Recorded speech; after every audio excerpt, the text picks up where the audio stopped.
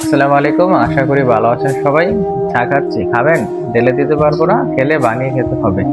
আচ্ছা, চা নিয়ে আপনাদেরকে একটা ইন্টারেস্টিং তথ্য দিই। আপনারা হয়তো বা অনেকে এটা জানেন না যে যত প্রকার পানীয় আছে, অর্থাৎ পানি, চা, কোল্ড ড্রিঙ্কস, ওয়াইন, শরবত, এগুলোর মধ্যে পান করার মধ্যে সর্বোচ্চ হচ্ছে মানে পানি। অর্থাৎ মানুষ পান করে এরকম পানির মধ্যে 1 নম্বরে আছে পানি, এবং এই 2 নম্বরে আপনার অবস্থান আছে চায়ের। অর্থাৎ পান করার অবস্থানের দিক দিয়ে চায়ের অবস্থান হচ্ছে দ্বিতীয়তম। এই চা থেকে আমাদের জীবনে একটি গুরুত্বপূর্ণ শিক্ষা আমরা গ্রহণ করতে পারি।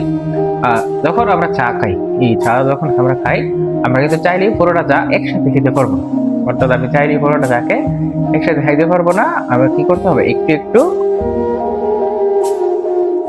এভাবে চুমুক দিয়ে দিয়ে খেতে হবে। এখন আমি যদি একসাথে খেতে যাই তাহলে কি হবে, আমার জিভাটা পুড়ে যাবে। কারণ আমি এটাকে ভেঙে ভেঙে আস্তে আস্তে একটু একটু করে খেতে হবে, আমি একসাথে পুরোটাকে খেতে পারবো না। তো এখন আমরা আমাদের জীবনে সবাই এই ভুলটা আসলে করি। আমরা কি করি, কোনো একটা কাজ করবো করবো করে করি না, আমরা কাজগুলোকে জমা রেখে আমরা ভাবি যে একদিনে সবকিছু করে ফেলবো, একদিনে জিরা ফেরালাম, এটা করবো এটা করবো। অনেক আছে আমরা যারা লেখাপড়া করে তারা দেখবেন যে পড়ে না পরীক্ষার আগের রাত্রে একেবারে পড়ে জিরা ফেরা লাগবো।